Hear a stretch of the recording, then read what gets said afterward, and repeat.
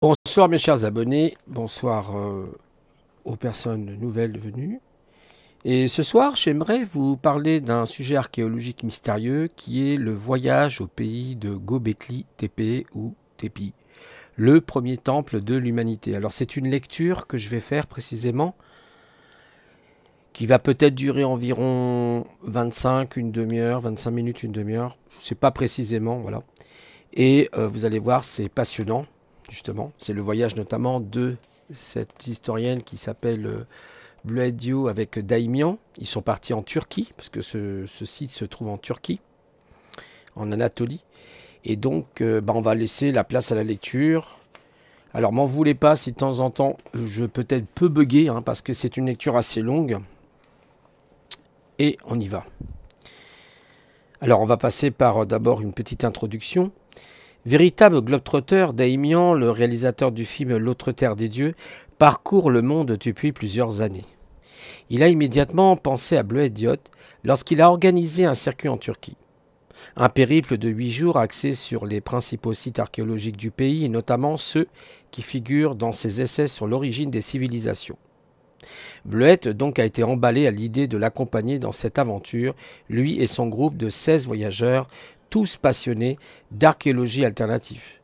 Cela faisait plus de 20 ans, ainsi que la chercheuse, bien connue de nos lecteurs, n'avait pas mis les pieds en Turquie.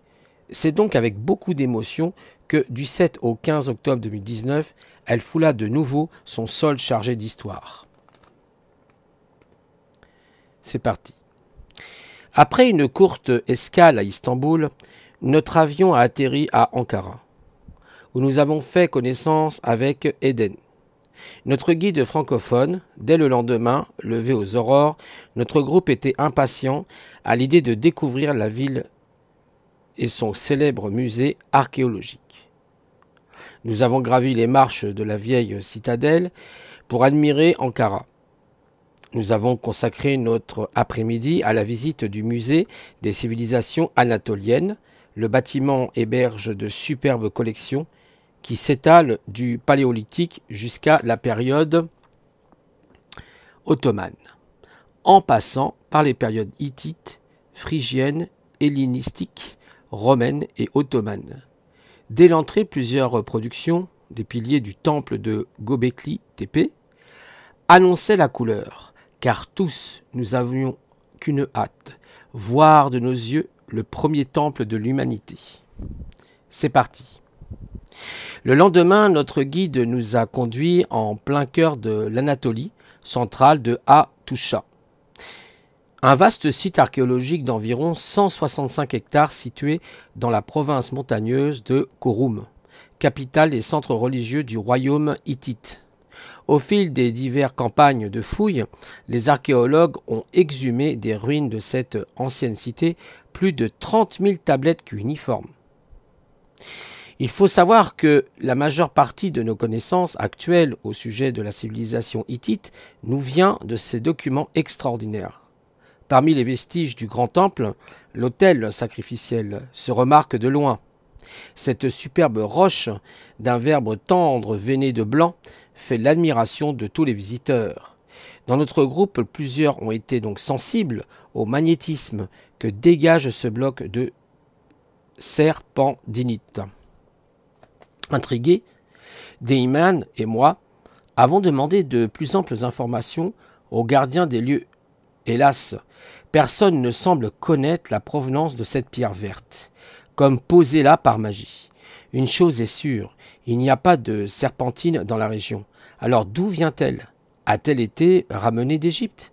Est-elle tombée du ciel comme nous l'a suggéré le gardien du site? Non sans malice? C'est le mystère total, car aucun écrit n'en fait mention. Nous sommes donc ensuite montés jusqu'au sommet de la citadelle militaire de Yerkapi, partie haute site d'Hattusha.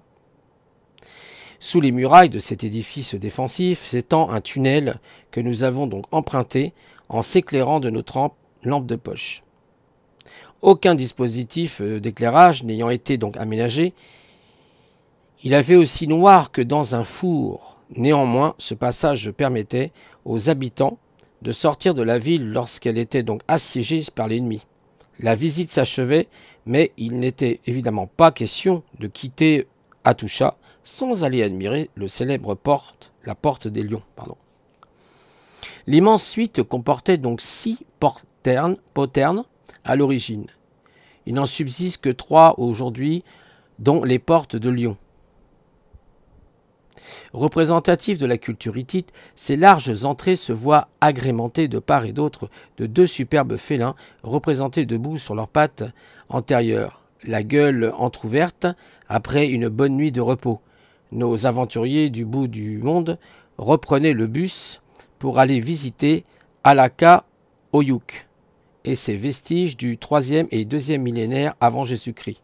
La porte des Sphinx et son mur donc cyclopéen marquent l'entrée du champ des ruines.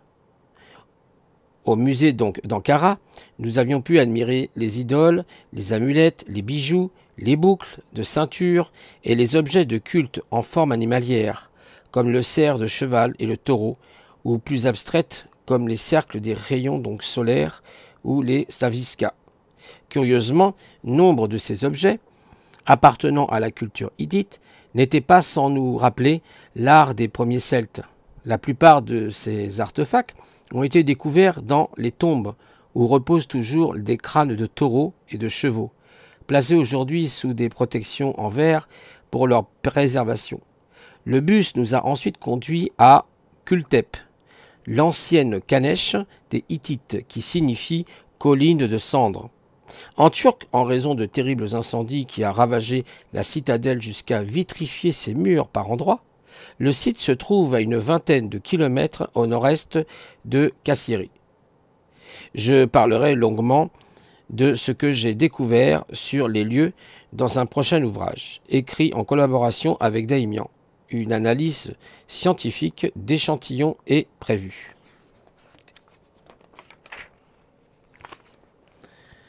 Direction Cappadoce.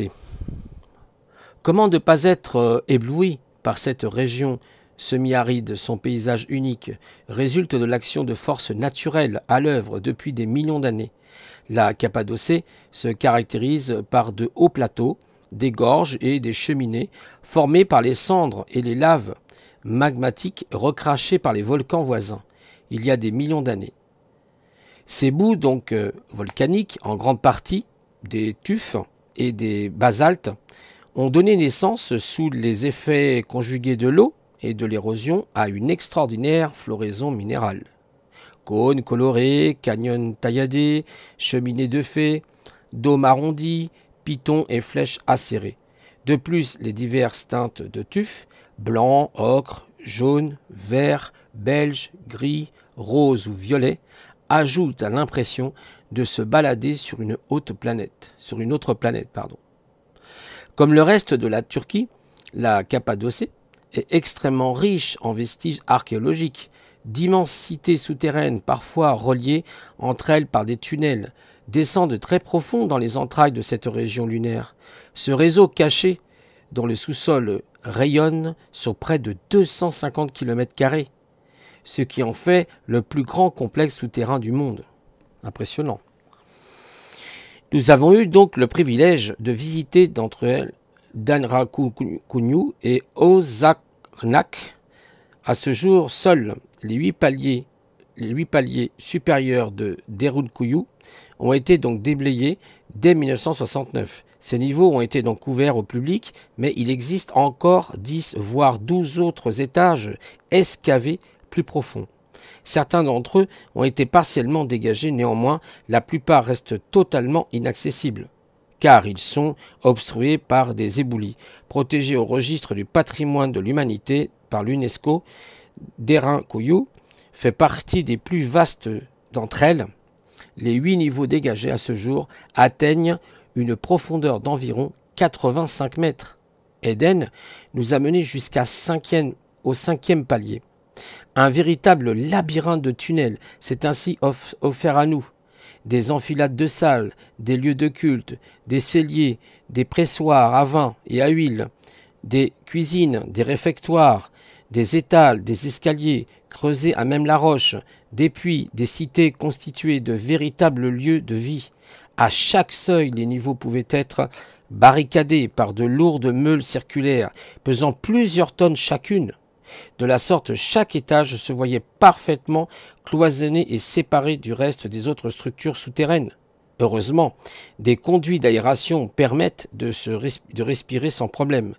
Le lendemain, nous avons parcouru la vallée de Gorem, dans la province de Nevreşehir.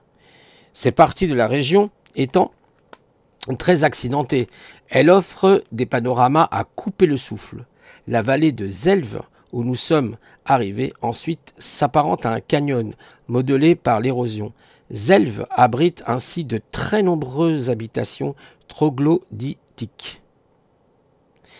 D'innombrables pigeonniers, des églises chrétiennes, une jolie petite mosquée datant de l'occupation arabe, ainsi que de multiples sanctuaires rupestres, témoignage de l'art byzantin.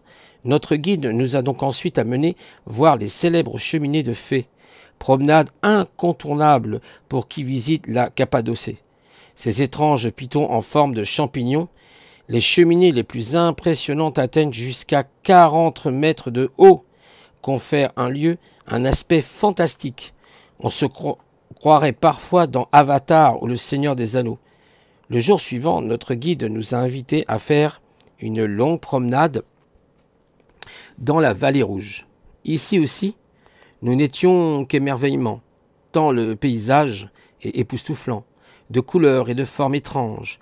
Au nord de la frontière syrienne, sur les contreforts des monts Taurus, s'élève le Nemrud d'Arc, en turc, qui culmine à 2203 mètres d'altitude.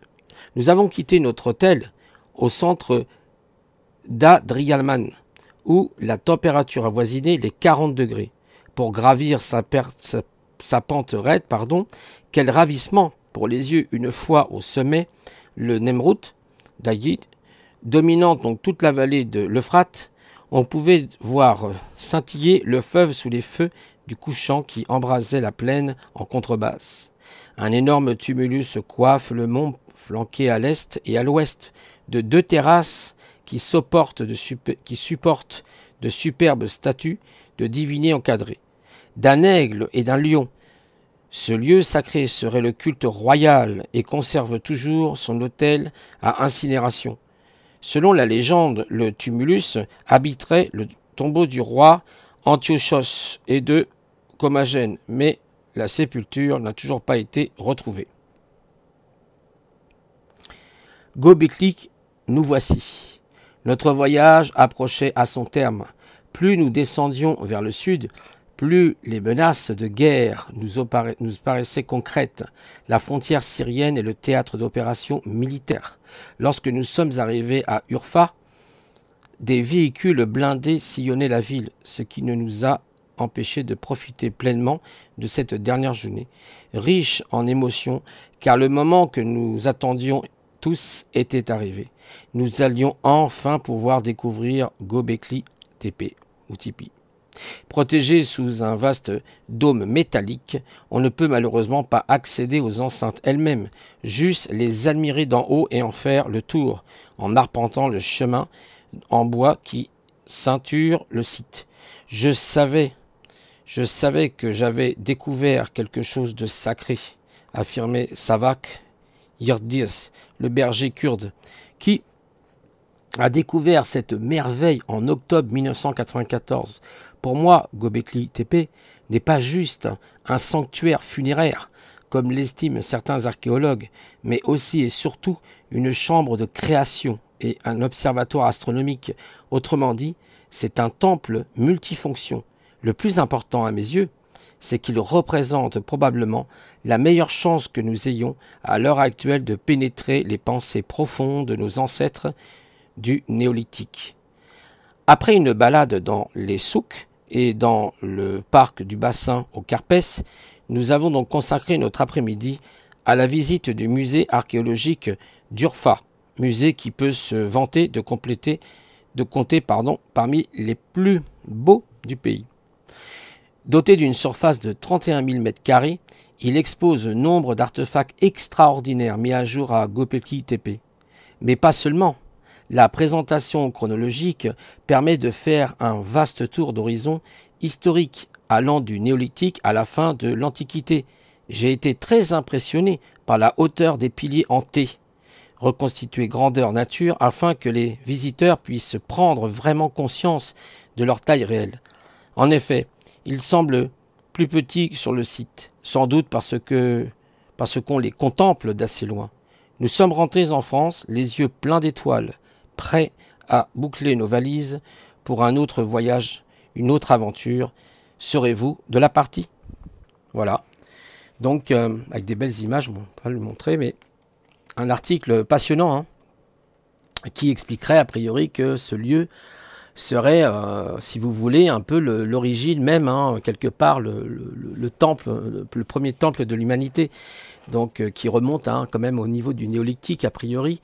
Donc c'est quand même assez intéressant. Puis on voit un peu toutes ces tribus, hein, les Hittites, etc., les hellénistes. Et voilà, donc pour cette lecture, j'espère qu'elle vous aura plu, hein, à méditer, hein, comme quoi, bah voilà, hein, l'archéologie soi-disant, hein, officielle, qui vous explique des choses comme actuellement, faut être prudent parce que sur Internet, il y a des tas de trucs là comme K19, les pyramides, etc. Enfin bon, il y a d'autres types de sujets aussi qui disent pas forcément la vérité. Donc là, c'est une chercheuse, hein, elle est archéologue et historienne qui est Bleuette Diot, et puis Daimian, qui ont fait un énorme travail, qui ont fait plusieurs fois les voyages. Ils expliquent, hein, a priori, que vous avez des souterrains avec ces grandes meules, hein, qui sont énormes, hein, qui font plusieurs tonnes. Mais comment ils ont fait pour construire des choses pareilles? Alors là, je vous ai mis une photo. Bon, c'est peut-être pas la plus évidente, mais voilà, c'est ce qu'ils ont trouvé. Mais il y a plein de choses. Il y a des chambres, je crois, en dessous. C'est impressionnant, quoi, vraiment impressionnant. Alors, oui, voilà, ils disaient même que c'était un centre d'observation, a priori astronomique. Ça aurait même pu servir de chambre de création. Donc chambre de création, qui dit création de quoi? De l'humanité, des humains, des premiers humains? C'est une question qu'on peut se poser. C'est vrai qu'en Turquie, en Anatolie, il y a beaucoup comme ça de mystères, de choses assez surprenantes. En plus, c'est un très beau pays, hein, il ne faut pas croire, mais la Turquie est un très très beau pays. Si on a l'occasion d'y aller, faut pas hésiter parce qu'il y a des sites, si pour ceux que ça passionne évidemment, hein, il y a des sites archéologiques qui sont vraiment magnifiques, comme là, hein, Göbekli Tepe. C'est pas facile à dire, hein, Göbekli Tepe ou Tipi. C'est vrai que là, quelquefois, j'ai buté un petit peu sur la lecture, mais il y a des mots, je vous assure, c'est pas évident. Voilà, donc de ce fait, je vous laisse méditer sur tout ça, et puis je vous souhaite une très bonne fin de soirée. Au revoir.